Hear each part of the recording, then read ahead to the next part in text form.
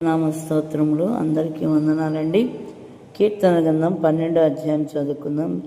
యెహోవా నన్ను రక్షింపుము, భక్తి గలవారు లేకపోయి, విశ్వాసం నరులో నుండకుండా గతించిపోయి, అందరూ ఒకరితో ఒకరు అబద్ధములాడుదురు, మోసకరమైన మనసు గలవారై ఇచ్చకములాడు పెదవులతో పలుకుదురు. యెహోవా ఇచ్చకములాడు పెదవులన్నిటినీ, బింకములాడు నాలుకలన్నిటినీ కోసివేయును.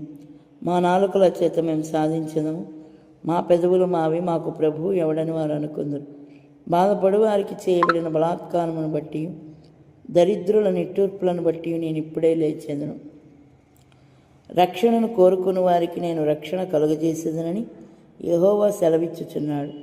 యెహోవా మాటలు పవిత్రమైనవి, అవి మట్టి మూసలో 7 మారులు కరిగి ఊదిన వెండి అంత పవిత్రములు. యెహోవా, నీవు దరిద్రులను కాపాడెదవు, ఈ తరము వారి చేతిలో నుండి వారిని నిత్యము రక్షించదవు. నరులలో నీచవర్తన ప్రబలమైనప్పుడు దుష్టులు గర్విష్ఠులై నలుదిక్కులా తిరుగులాడుదురు. హల్లెలూయా, స్తోత్రం, స్తుతి, స్తోత్రం, హల్లెలూయా. కీర్తన గ్రంథం 12వ అధ్యాయం 6వ వచనంలో మనం చూసినట్లయితే ఇది కూడా దావీదు కీర్తన అండి. యెహోవా మాటలు పవిత్రమైనవి, అవి మట్టి మూసలో 7 మార్లు కరిగి ఊదిన వెండి అంత పవిత్రములు.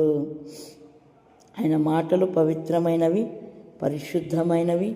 యేసుక్రీస్తు వారు చెప్పిన మాటలు మనము వినవలసిందిగా ఆయన మనకు విని మనం వాటి ప్రకారం నడిచినప్పుడు ఆయన మనకు సహాయం చేస్తాడు.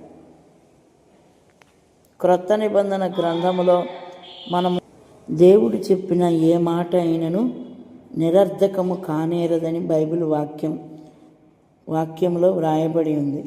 మనం ఆయన మాటలు వినేవారిగా ఉండాలి. ఆయన మాటలు పవిత్రమైనవి, అవి మట్టి మూసలో 7 మారులు కరిగి ఊదిన వెండి అంత పవిత్రములని దావీదు మహారాజు దేవుడు చెప్పిన మాటల యందు శ్రద్ధ నిలిపి కీర్తనాకారుడు మనతో మాట్లాడుతున్నాడు. దేవుడు చెప్పిన ప్రతి మాట మనం వినేవారిగా ఉండాలి.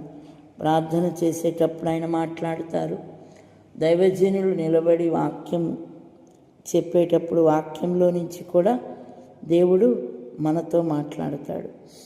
యెహోవా మాటలు పవిత్రమైనవి. ఆయన వాక్యమును మనము పవిత్రముగా తీసుకోవాలి. ఆయన మాటలు శ్రద్ధగా వినాలి. గొప్ప దేవుడు, చూచుచున్న దేవుడు, క్రీస్తు యేసునందు ఉన్న మహిమలో మీ ప్రతి అవసరం తీర్చునని వాక్యం సెలవిస్తుంది. ఆయన మాట మనం విన్నట్లయితే మన ప్రతి